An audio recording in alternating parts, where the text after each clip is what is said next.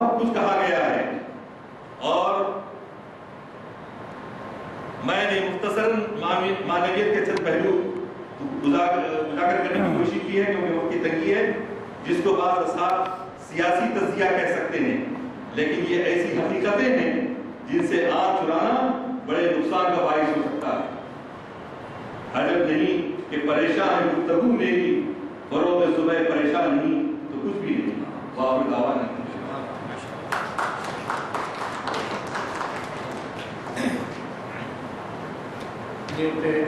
محترم جناب ضیاء الدین نے یہ تھا جو اقبال کی اصلی معنویت کے بارے میں اشارہ کیا فرمایا۔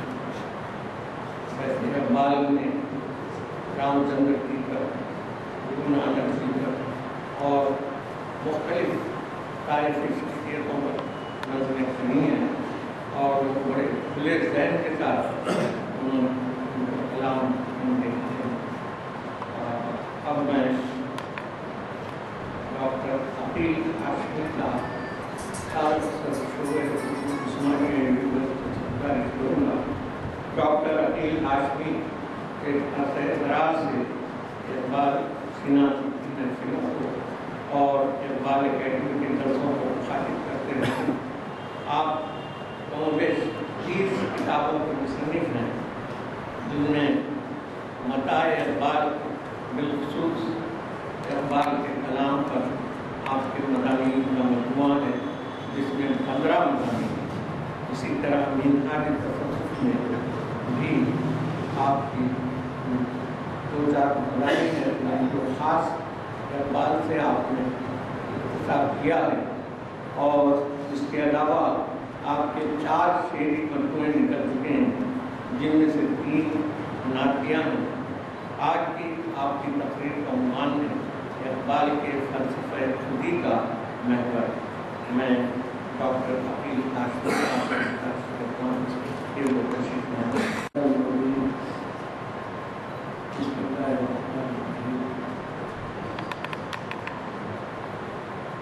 اقبال شناسی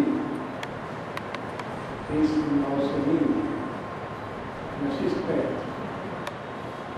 آج کی صدارت اس محفل اقبال شناسی کے بانی محترم مقام غلام نبی صاحب سے اور جیسا کہ آپ جانتے ہیں کہ لندن سے تشریف لائے ہوئے ہمارے مہمان فیض قریشی صاحب اقبالیات کے کلام پر اپنے فکر و دانش کی روشنی پھیلاتے رہے۔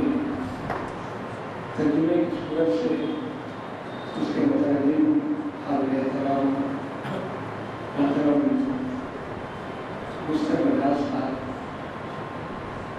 اور ساتھ ہی میں مصطفیٰ موسیقی صاحب کا بھی نام لوں گا کہ وہ بھی اقبال کے کلام سے اپنے آپ کو بہت ہی محبوب اور سلیق رکھتے ہیں۔ ضیاء الدین ایجاد صاحب کی شخصیت اور کلام سے جو آپ واقف ہیں اور آج کی اس محفل کی تعریف کے ناظرین اجلاس محترم سید امتیاز صاحب، خواتین و حضرات، بزرگوں، میرے خیالات طالب علمانہ ہیں اور مجھے یقین ہے کہ میری گزاشتیں آپ موضوع کے انداز میں سنیں، کیونکہ حیدرآباد میں اقبال شناسی کا جو آغاز ہوا ہے، اگر اس کی تاریخ پر نظر ڈالیں تو کم و بیش قریب 100 سال ہو گئے کہ نواب بہادر اعظم الرحمن بیت الامت میں ان کا مقام، ان کی رہائش گاہ، اس میں انہوں نے اقبال شناسی یا اقبال نحوی کے انداز میں اپنے تقاریب کے ذریعے اس وقت کے بھی مسلمانوں کو بیدار اور متحرک کرنے کا غیر معمولی کام انجام دیا اور نواب بہادر اعظم کے ان محافل اگر ہم تھوڑا سا پیچھے کی طرف جائیں تو آپ کو اندازہ ہوگا کہ ان استفادہ کرنے والوں میں ڈاکٹر رحیم الدین کمال بھی ہے، غلام نصیر رشید صاحب بھی ہیں اور ایسے کئی نام لیے جا سکتے ہیں کہ جنہوں نے اقبال کے فکر کو ان کے کلام کے ذریعے ان کے انداز اور ان کی اعلیٰ ترین جہتوں کو سمجھنے کے لیے انہوں نے جانش اور کوشش کی۔ بعد ازاں اقبال اکیڈمی کے اور خصوصاً تعلیم ملت کے ساتھ محترم مقام حیدر مکرم کے نام سے یاد کیا جاتا ہے وہ جناب سید صاحب ہیں کہ انہوں نے نوجوانوں میں اقبال تحریر یا اقبال شناسی کا جو درد دیا، جو درس دیا، وہ اس قدر والہانہ اور اس قدر جوش اور غیر معمولی تھا کہ اس سے ایک پوری جماعت اور ایک پوری نسل کی طرح سے تیار ہوئی کہ کم از کم وہ اقبال کے کلام کو سمجھنے کی اپنی طور پر صحیح کوشش کرتی رہی اور وہ سلسلہ آگے بڑھتا رہا۔ اور میں ایک طالب علم کی حیثیت سے خلیل اللہ مصطفی صاحب کی تقاریر سے میں نے استفادہ کیا اور شاید میری فکر کی جو کیفیتیں تھیں اس میں بھی خلیل اللہ مصطفی صاحب کا پکڑ واقع ہے۔ پھر ظہیر الدین احمد صاحب اقبال اکیڈمی کے تحت انہوں نے خود اقبال شناسی کی کئی محفلوں کو مخاطب کیا اور آج ضیاء الدین صاحب اقبال اکیڈمی کے دائرے شامل ہیں۔ وہ بھی ہر آن اس بات کی کوشش کہ اقبال اور شراب اقبال کی جیسا کہ بھی وصول نے اقبال کی اصلی معنویت کے بارے میں جو فکر انگیز خیالات کا اظہار کیا اس سے اس بات کا اندازہ کیا جا سکتا ہے کہ اقبال بطور شاعر نہیں، بطور فلسفی نہیں، بلکہ ایک عظیم قائد کی حیثیت سے بھی ہمارے سامنے نظر ہے۔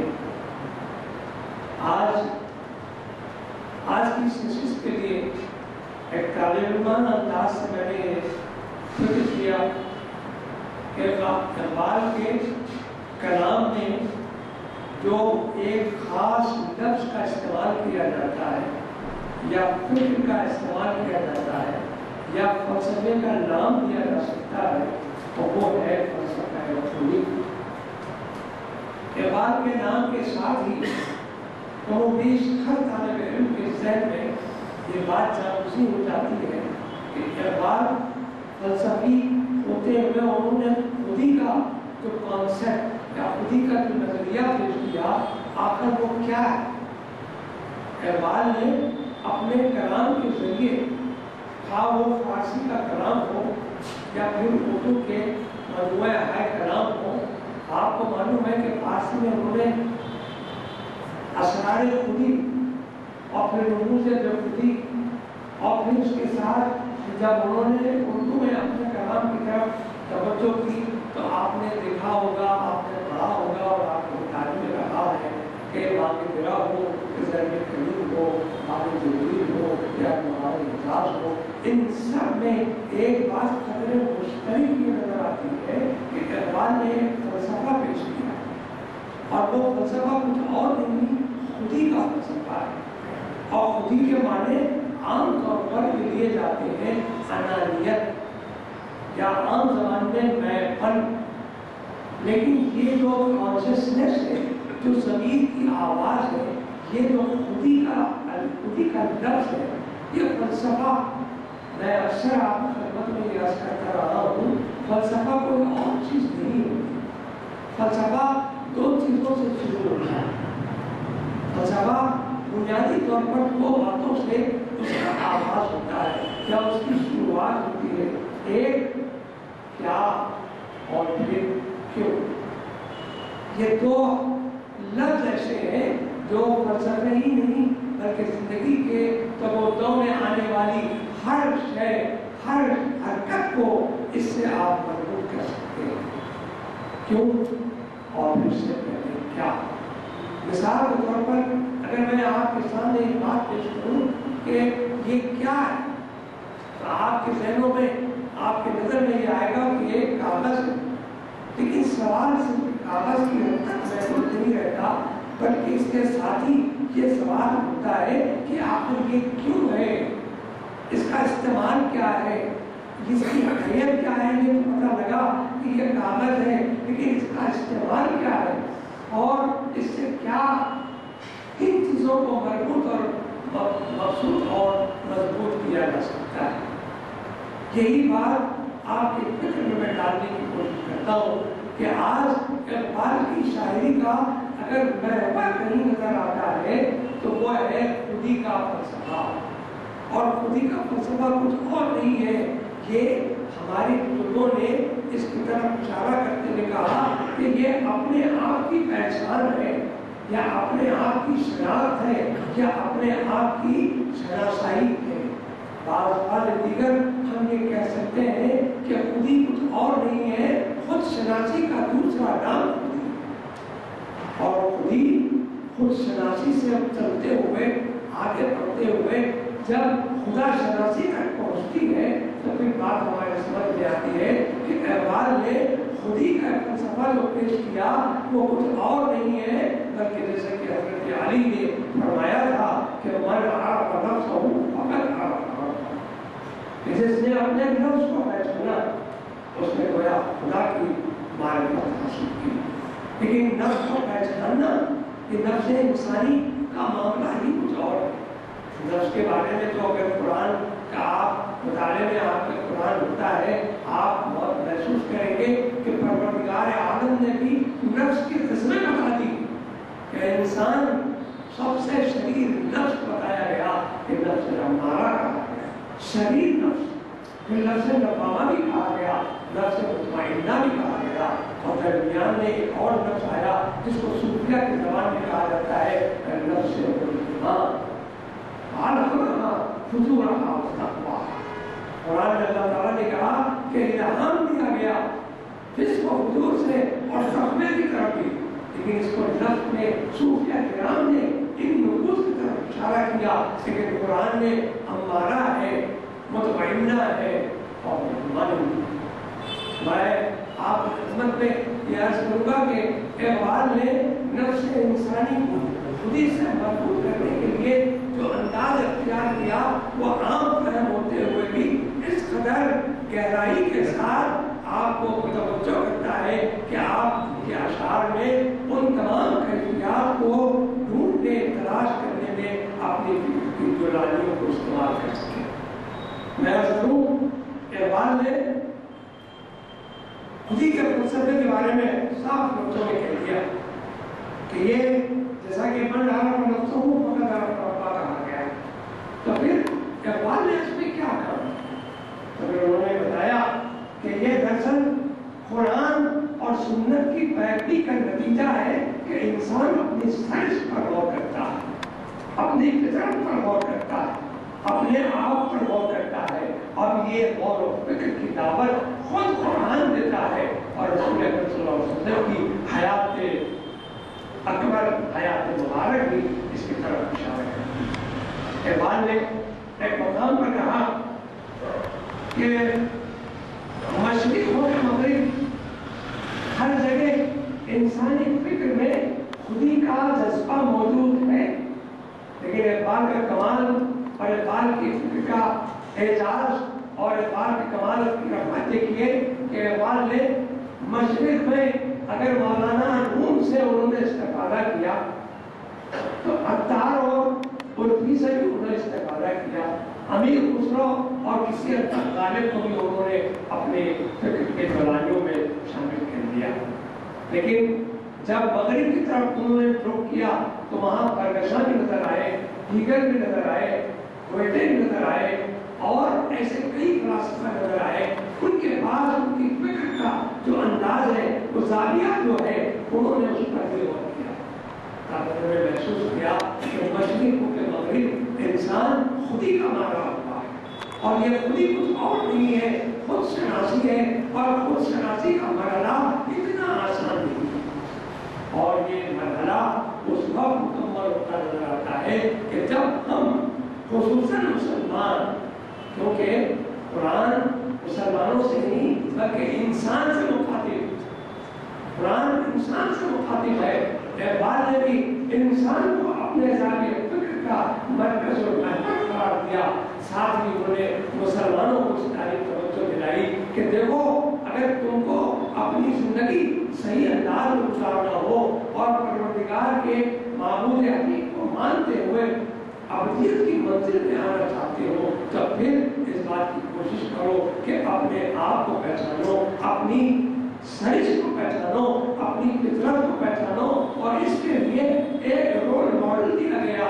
قرآن کو کہتا ہے لقد کان لکم فی رسول اللہ اسوۃ حسنہ، کہ تمہارے درمیان ایک غیر معمولی رول ماڈل ہے، اور اس رول ماڈل سے تم رہنمائی حاصل کر سکتے ہو۔ اقبال کے کلام میں اگر آپ غور کریں، آپ پڑھتے جائیں تو آپ کو معلوم ہوگا کہ انہوں نے کئی مقامات پر تو قرآن کے آیات کا انہوں نے ترجمہ کر دیا، قرآن کی فکر کو اپنے زاویہ انداز میں پیش کرنے کی کوشش کی، اور ایسا ہی نہیں بلکہ انہوں نے فکر کے ساتھ ہر مسلمان کو اور پھر ہر انسان کو اس کی دعوت دی کہ اگر انسانیت سے تم کو زندہ رہنا ہے، قائم و باقی رہنا ہے، تو پھر اپنے آپ کو انسان، اور پھر پہلے تو مسلمان اور پھر انسان کی دائرے انسان کی جو انسانیت ہے وہ آج کی اس منزل میں ہمارے سامنے ایسے کئی مناظر آ رہے ہیں جو حیوانیت سے بھی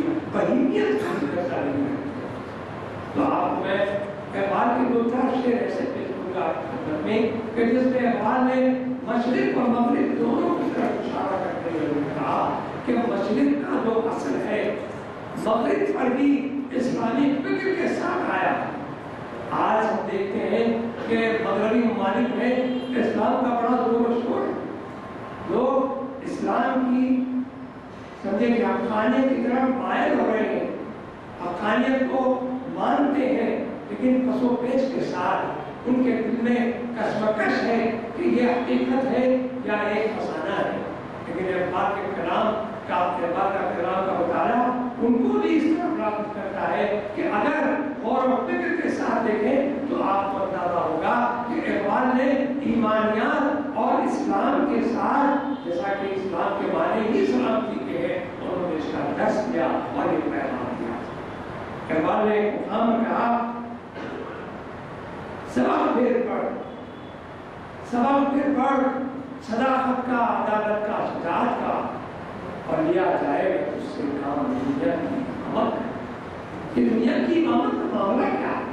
لیکن سچ بات تو یہ ہے کہ صداقت کا، عدالت کا، شجاعت کا اگر جب تک سبق پڑھانا جائے تو پھر امامت کس بات ہے؟ امام کے معنی رہبر کے ہیں، امام کے معنی آگے کے ہیں، امام کے معنی رہبر رہنما کے ہیں، امام کے معنی وہ ہیں کہ جن کی پیروی کے لیے آپ اور ہم سادہ و انسان، اہل علم، اہل عشق، سب کے سب اس کی امامت کے لیے تیار یہاں اقبال نے اس کی طرف اشارہ کیا کہ مغربی تہذیب بھی اسلام کے ساتھ مربوط ہونا چاہتی ہے، لیکن اس مربوط ہونے والی فکر کو اگر خودی کے ساتھ ہم آہنگ کیا جائے، خودی یعنی خود شناسی کے ساتھ، خود اقتصادی کے ساتھ، تو پھر یہ بات معلوم ہوگی کہ اقبال کا کلام ہم کو اس طرح دیتا ہے کہ آج بھی وہ ابراہیم حسین پیدا آپ کہہ سکتی ہے اسلام پیدا۔ یہ ایمان کی جو یہ ایمان کا معاملہ ہے۔ اقبال نے ایسے کئی اشعار اقبال کی کہیں سے بھی کسی کتاب سے بھی کچھ اپنی فکر کے ساتھ اگر آپ اشعار پڑھیں، انتخاب کریں تو اس انتخاب میں ایک ایمانیت کا درس بھی ملے گا، حقانیت کا درس بھی ملے گا، انسانیت کا درس بھی ملے گا، لوح و قلم کی باتیں بھی ملے گی، محبت رسول کی باتیں بھی ملے گی، عشق خدا اور عشق رسول کی باتیں بھی ملے گی، لیکن ان سب کے لیے محور کے طور پر मरकज के तौर पर, बुनियाद के तौर पर अगर आपको कोई लफ्ज़ मिलेगा, कोई फलसफा मिलेगा, कोई बात मिलेगी, तो वो है उनकी पहचान। मैं समझता हूँ, मैं अपनी बात को खत्म कर रहा हूँ। ये कहा गया, उठ के आप बस में जहाँ का और ये अंदाज है, बात का पैगाम है, उठ के आप बस में जहाँ का और ही अंदाज है, और मशरिक़ व मग़रिब में तेरे दौर का आगाज़ है। मेरे दोस्तों, बुजुर्गों, भाइयों, बुजुर्गों, ख़वातीन और हज़रात, आज भी इक़बाल का पैगाम हमको एक पैगाम देता है कि एक सच्चा मुसलमान और एक ईमानदार मुसलमान, इस्लाम का पाबंद मुसलमान यकीनन अपनी खुदी, अपनी खुददारी को, अपनी सेल्फ रेस्पेक्ट से कहते हैं, खुद एतमादी को अगर अपने साथ रखे और खुदा और रसूल के अहकाम की पाबंदी करते हुए मोहब्बत रसूल के साथ अपनी ज़िंदगी का एक सफ़र जारी रखे, तो फिर यकीनन वो आज भी इमामत की मंजिल पर कायम हो सकता है। सल्लल्लाहु तआला अलैहि मोहम्मद व आलिहि अजमईन बिरहमतिक या रब्बल आलमीन। अस्सलामु अलैकुम व रहमतुल्लाहि व बरकातहू। इक़बाल की फ़लसफ़े पूरी पर अगर इनकी मौजूद बहुत वसी है, क्योंकि आपने उसका हवाला किया। अब मैं 2-4 मिनट का एक डाइवर्शन जो बहुत खुशगवार है कि आज के हमारे मुक़र्रिरीन और मेहमानों की खिदमत में स्कूलों गुलदस्ते पेश करेंगे और जनाब मोहम्मद सनाउल्लाह फरहान जो अब इस वक्त अपनी वकालत के आखिरी साल में हैं और नहायत ज़हीन तालिब इल्म, वो मेहमान खिदमत में उनके पेश करेंगे। और मैं इस तरतीब से लोग तशरीफ़ फरमान, उसी तरतीब से वो गुलदस्ते, तो पहला गुलदस्ता जनाब हयात है, दूसरा जनाब ज़ियाउद्दीन इंजीनियर,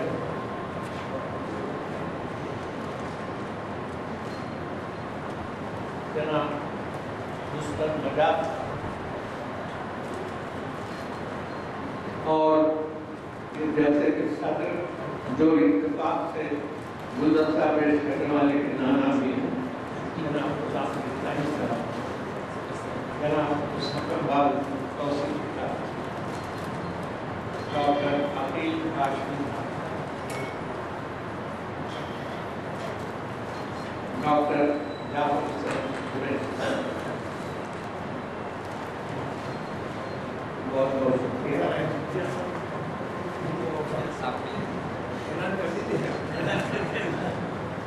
बहुत बहुत शुक्रिया। अब मैं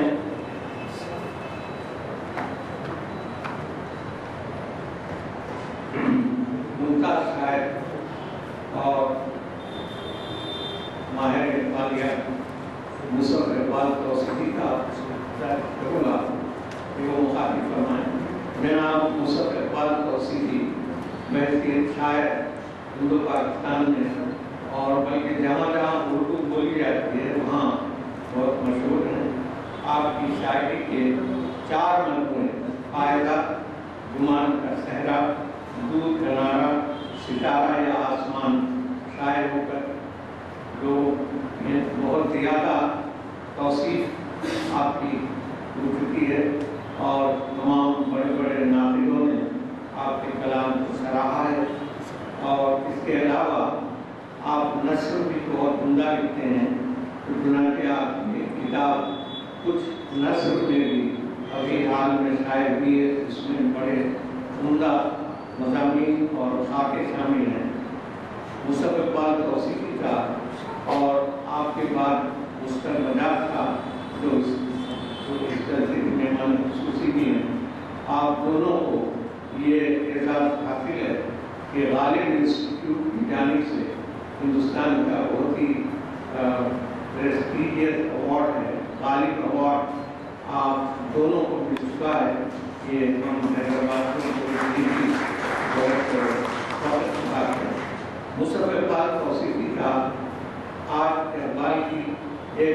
प्रोफेसर, लेकिन नहायत उमदा नज़्म का तज़कियाती मुताला पेश फरमाएंगे। नज़्म का उन्वान है अलीगढ़ कॉलेज के तलबा के नाम। उसका पस मंज़र ये है कि एक ऐसी तहरीक इकबाल के ज़माने में उठी थी कि तलबा ये चाहते थे कि अंग्रेज़ प्रोफेसर्स को वापस जाने के लिए कह दिया जाए और हिंदुस्तानी लोग भी तालीम दें और प्रोफेसर हों। लेकिन इकबाल ने महसूस किया कि अभी हमको अंग्रेज़ों के यानी जो प्रोफेसर हैं उनकी इल्मियत से फ़ायदा उठाना चाहिए।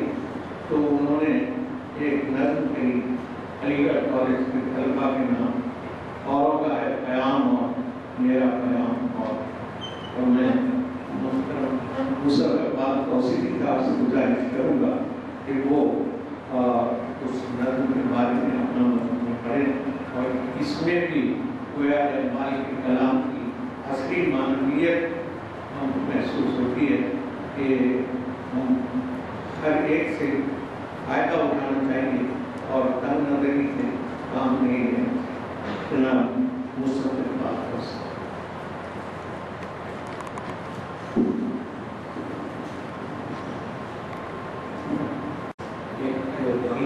मुझे महसूस होती है कि हम बात से हैसियत मुफक्किर, एक आलिम दीन और एक फ़लसफ़ी बात से ज़्यादा वाक़िफ़ हैं।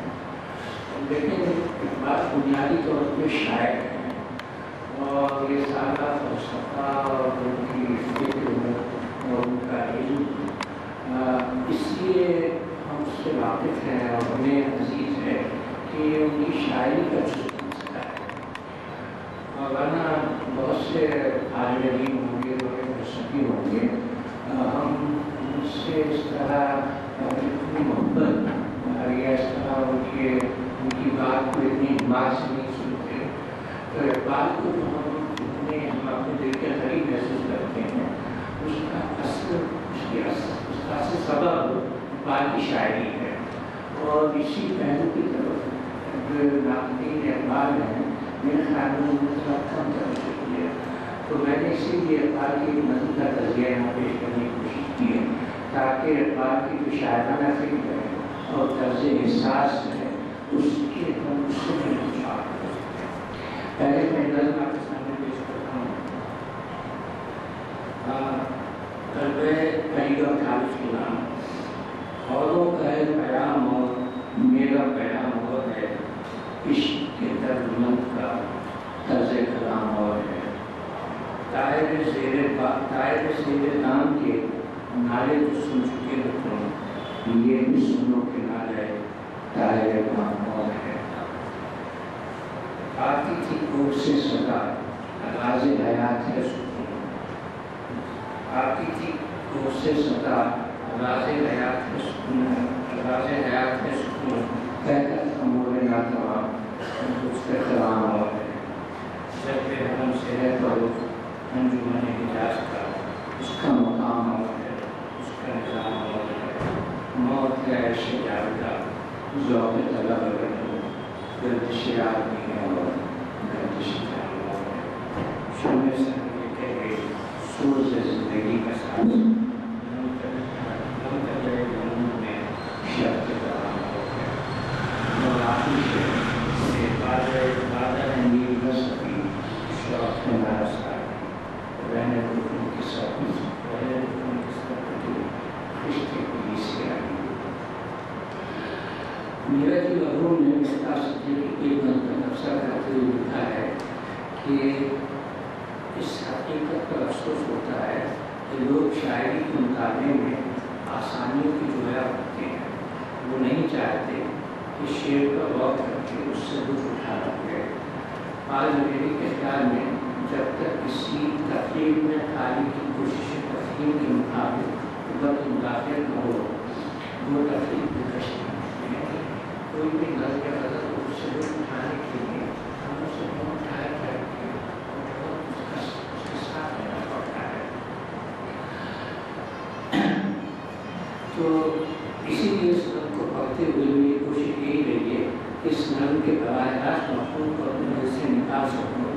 लफ्ज़ों से आगे मानी की उन वक्तों और व्यापार के उन पहलुओं तक रसाई हासिल कर सकूँ, उन रंगों को उनकी गोद से छू सकूँ जिनकी छू हमें बाल की लाई नज़मों में मिलती है और जो आगे चलकर एक मुंजरिद फिक्र और उनकी शायरी के किताब में ढल गए हैं। शायद पहले शेर में हमें आगाह कर रहा है कि ये मेरा प्यार है। यहाँ शेर पढ़ते हुए लफ्ज़ मेरा का उतना जरूरी है, वरना हम इस शेर का रुख उठाने से महरूम रहेंगे। मेरा प्यार और है मिसरे सानी में इश्क के दरमियान का रुखा, ये उधर हम शायद पा ही लिख सकते थे। इसकी तारीफ करना, इसकी उसको महसूस करना है। दूसरा शेर है तायर ज़ेरे दाम के नाले तो सुन चुके हो तुम, ये भी सुनो के तायर, ये भी सुनो के नाले तायर काम होता है। अगर कोई पहली सदर रवा और तनवेज है, फिर शायर ने तायर ज़ेरे दाम और तायर बाम और फिर लफ्ज़ नाला की कतार से इस शेर को मौसीकी से खुल कर दिया है। देखिए दूसरा मिसरा कैसे टेकऑफ करता है। ये मिसरा शुरू हुआ है इस रुपये से कि ये भी सुनो। तो मोमिन ने एक मिसरा यूँ कहा है कि लोग और की सुकून करता है रोजगार शब्दम खराब में कथा सीना चाहिए माँ लोग और की सुकून करता है रोजगार। यहाँ मोमिन जैसे लोग रखा है या ये भी सुनो बात के हिस्से में आया है, तो ये सिर्फ बड़े शायद ये हम शायरों की बस की बात नहीं है। अगर इसका कोई मतलब न भी हो तब भी हम इस रिश्ते से इस रुपये से पैरों को फॉलो कर सकते हैं। तो क्या शेर का मकसद से इस कदर था कि हमारे आपको शायद जमायात की तस्वीर में सफर करें, अगर नहीं तो आइए शेर के मानी बनो हैं। क्या शेर तायर ज़ेरे-दाम से मुराद गुलाम के महकूम अफराद हैं और तायर बाम से मुराद आज़ाद इंसान खुद शायर। लेकिन अगर सारी कौम महकूम है तो शायर को आज़ादी का फर्क किसने दिया? क्या शायर इस कौम का फर्क नहीं जिससे वो मुखातिब? अगर है तो तायर बाम कौन है? मेरे ख्याल में यहाँ शायर ने मशरक़ की उस रिवायत की तरफ इशारा किया है जिसके तहत इंसान वक्त से फरार के अमल में रूहानी सुकून तलाश करता है। शायर ने नज़म की इब्तिदाई में हमें अदा कर दिया कि इश्क के दर्जन का तर्ज़ कलाम हो। तायर बाम कोई और नहीं, वही इश्क का दर्जन है जो हमें इस ज़हनी मुराक़बे से इलाज करता है तो मशरक़ की राह से हमें विरसे मिलती है। शायर ने अमल की तरजीह देना है, अमल को तालीम की धारे पर मजबूत हो सकती है। इस शेर में अमल का जिक्र हर्षद नहीं आया, लेकिन अगले शेर ही है ये अधूरी बात पूरी हो जाती है। अगला शेर है आती थी कोर से सदा, आती थी कोर से सदा राज हयात है सुकून, कहता था मोमिना मुझसे फरार हो। यानी बचपन की ये फरार भी इसी आलमी जग में एक ऐसा रूहानी सफर है जो सुकून का सर है, ऐसा सुकून जो राज हयात को आशना करने के दावा है। लेकिन ये दावा बातिल है, असबाज को हयात असबाज हयात मोमिन को सीखा है। मोमिन आत्मा का दूसरे फिरान या आम इंसान का लौटे अमल शऊर की उस मंजिल की तरफ रहनुमाई करता है जहाँ इंसान वक्त को एक टाइम को वक्त का इरफान हासिल कर सकता है, वक्त का फतह हासिल कर सकता है। जहाँ तकमील दौरान और दवाम एक दूसरे से मजबूत होता है। ये तकमील दौरान और दवाम इसमें ये आलम साहब ने बात के फैसले वक्त को समझने के लिए वक्त को तीन जो है तीन उसके रूप में अपने से दिखाए। तकमील यानी हस्त तस्वीर को उसके साथ दौरान दवाम जिसकी वसी का सूरत होती है। कल ये बहुत ही तवील और पेचीदा गुफ्तगू है, इसे हम एक छोड़ के आगे की शेर की तरफ पढ़ते हैं कि जज्बे हरम से है फरो अंजुमन इजाज़ था, उसका मकाम हुआ है, उसका निशान हुआ है। अंजुमन इजाज़ से मुराद ज़ाहिर मुद्दत इस्लामिया है। मैंने बात को भी थोड़ा बहुत समझा है तो आलम साहब की तहरीरों की मदद से समझाया। आदत खुदगी के ख्याल में बाद अपने शोर के लिए एक ऐसी शख्सियत का इस्तेमाल हासिल करते हैं जो ज़मां के दौरान या से मुकम्मल तौर पर आज़ाद हो और इस आगे को इंसान का बदलने में वसीले के तौर पर इस्तेमाल करते हैं, यानी ज़ात मोहम्मद सल्लल्लाहु अलैहि वसल्लम इस ज़ात से वफादारी और उसकी तालीमात से उसका जज्बा और इंसान का नज़रिया बनता है तो एक ऐसी मिल्लत वजूद में आती है कि तारीख का मफ़हूम कर सकती है। ये शेर बाद की शायरी में मददूरी और मददूरी का तस्वुर आगे चलता है। बाद की शायरी में लिखा है ये शेर अपनी ढाई नकोश की निशानी करता है। मौत है ऐसे दागना ज़ौक़ तलब अगर हो गर्दिश आदमी और गर्दिश जाम हो। ये ज़ौक़ तलब क्या है? क्या इश्क है? हाँ, ऐसा इश्क जिसमें हरारत है, नूर है, जो लाले की तरह ज़मीन की पत्ती छीनते इंसानी आदमी हो जाए। ऐसे दागना से मुराद वो ज़हनी रवैया और तर्ज़ ज़िंदगी है जो अमल से बुरे से सबब बनता है। जो उर्दू शायरी हिंदुस्तान के मुसलमानों के समाज पर उस मशहूर रिवायत का असर की देन है जिसका जिक्र हो रहा है। बात का ख्याल है कि अगर वक्त के तसव्वुर से इंसानी इरादे और खुदी को निकाल दिया जाए तो वक्त महज गर्दिश जाम है।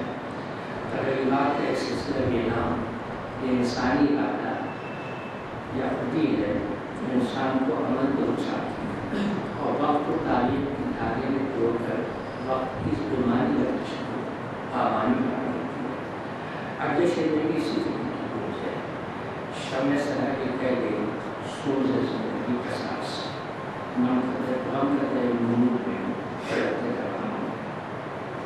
यानी ये दुनिया में समझता है वो भी नमूद या दिखाएगा जब तक सूरज कला और दुश्मन हासिल न हो तमाम की आदतियत ख्याली तस्वीरें। अब हम इस नम के आखिरी शेर तक आते हैं कि बाता है नींद सभी शौक है नारसा बाता है नींद सभी शौक है नारसा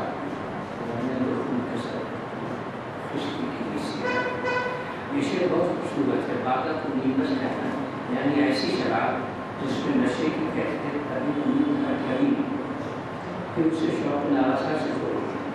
उनके सर पर कलिसिया देगा अजीब इमेज की एक बड़े खूबसूरत सूरी और बसरी पैकर है और इस शेर में बात का शायराना मान की इंतहा पर चश्मों की सैराकी के बाद आइए इस शेर की फिक्री पहलू पर इसकी एक शरह यह है कि शेर में उनसे मुराद तालिब और रिश्ते कलिसिया है से मुराद और रिश्ते कलिसिया से मुराद अंग्रेज मुस्तर है। गोया पाल कह रहे हैं कि नौजवान अभी हालात साकार में अभी कोई सियासी हमला खड़ा करो ऐसी दानिशमंदी अभी हमें की ताकत नहीं कि अंग्रेज दिल्ली के खिलाफ पत्थर से दे सकते। ऐसी दानिशमंदी की दुनिया की मुस्लिम इस तरह से मिला है कौमी सतह किसी लीडर के लिए मुनासिब है लेकिन एक शायर और इकबाल जैसे शायर उससे इस कारोबार समझना से क्या सरोकार हो सकता है। अगर शेर का यही मतलब है तो हम लोग को समझा तो शेर अपनी इंतहाई खूबसूरती और शायराना तर्ज़ मुस्लिम का सबसे बड़ा दोष है। लेकिन सूरत हाल इसके बरक्स है। ये शेर उस वजन की फोकर व्यक्ति को उनका मुंतशिर करता है जो उसकी बुलंदी के राज को जाहिर कर सके। इस तरह ये कड़ी कुली की अहमियत का नाम है। बस हमें मीरा जी की मशरे और पाक बड़ी की ज़ौक़ तजस्सुस और कोशिश तस्लीम को बरूए कार आना है ताकि हम इस नकली बेपना बदन भागत का अंदाज़ा हो सके। अगर हम शेर के बनाए खास मफ़हूम को जिस लोगों ने बताया है अपने दिल से निकाल दें तो हमारे जहन के खिलाफ बहुत जरूर उठेंगे। हम नज़म के रुमान की मिसाल फसाद से हमारे सबसे की जदीद मुस्तैद की तरफ जाता है जिसने इंसान को नई तालीम की ज़रूरत महसूस किया और तश्कील जदीद और तामीर का रास्ता दिखाया। अखबार के ख्याल में सर सैयद जदीद के पहले मुसलमान थे जिन्होंने अपनी तबन की आज सुनी थी और उसकी इजाबी मिजाज की झलक देखी थी। علماء اصل سر سید کے مخالف تھے. اس تناظر میں اقبال شیر کی ذریعے سر سید کے نظریے کی نمائش کرتے ہیں، لیکن دین اور شاعرانہ انداز. بعد کے خیال میں مشرق و مغرب ایک ہی دو جداگانہ عکس ہے. مغرب اگرچہ کی استحصال کی علامت ہے، لیکن ایک بے پناہ طاقت اور جذبہ احمد کا حامل بھی ہے. مغرب اور مشرق کا باہمی ربط مشرق کو بیدار کر سکتا ہے اور وہ جذبہ عمل پیدا کر سکتا ہے جو مغربی استحصال کے خلاف ایک قوت بن کر کر سکتا ہے. سر سید کی طرح اقبال کی بصیرت روشن خیالی اور ان کا فیوچرسٹک ویژن ان کے ایکٹیوسٹک کلاس کی فہم سے بالا تر تھا. اقبال مغربی روح کے حصول اور مغربی تہذیب کی نئی تقدیم میں امتیاز کرتے تھے. اس طرح دیکھیے اقبال شعر سے اس ملک کی جگہ کتنی گہرائیوں تک پھیلا دیتے ہیں اور اس کی شاخیں اس طرح آسمانوں کو چھو کرتی ہیں.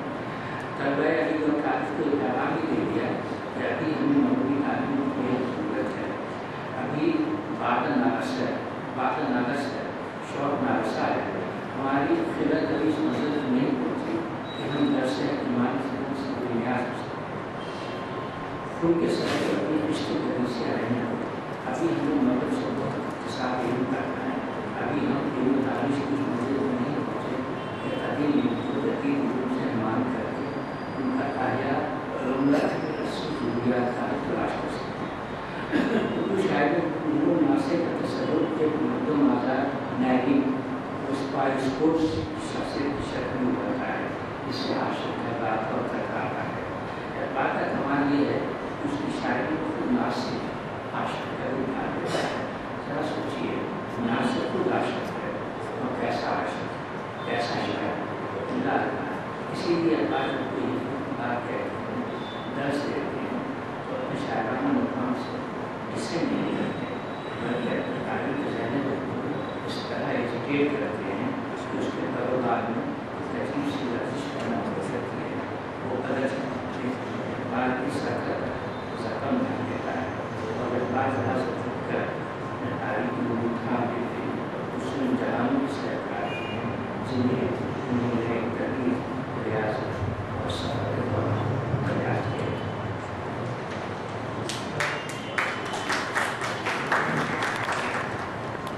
بہت بہت شکریہ مظفر کو سبھی طرح.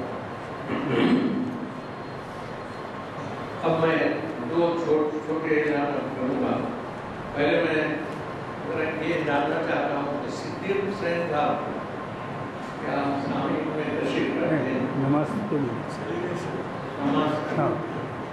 سارے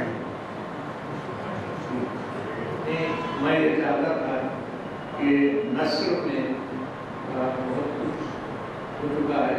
چھوٹا سا اگر ترنم کا بھی وقفہ ہو جائے تو کبھی بحال ہو جائے. انہوں نے مجھ سے کہا تھا کہ وہ مختصر اقبال کی پڑھنا چاہتے ہیں. ان کے آنے کے بعد ہم ان کو رہنا. اور ایک اور بات ہے آپ سے دیکھنی ہے، وہ یہ ہے کہ اقبال کے کلام کو گھر کے بچوں نوجوانوں میں عام کرنے کے لیے ابن اوری صاحب نے چند چھوٹی چھوٹی کتابیں لکھی ہیں. اقبال کی نظمیں نوجوانوں کے لیے، اقبال کے 133 اشعار، کلام اقبال موضوعاتی ترتیب کے اعتبار سے. ان کتابوں کی قیمت بھی زیادہ نہیں ہے اور آج اس جلسے کی نسبت سے انہوں نے کتابوں کی قیمت کو کچھ اور رعایتی قیمت میں تبدیل کر دیا. تو میری آپ سے گزارش ہے کہ جاتے ہوئے یہ کتابیں باہر رکھی ہوئی ہیں اپنے بچوں کے لیے، اپنے نوجوان تعلیم و عقائد کے لیے. یہ کتابیں یہ لے جائیں گے جس سے ان کو پڑھنے میں بھی آسانی ملے گی اور بہت فائدہ ہوگا.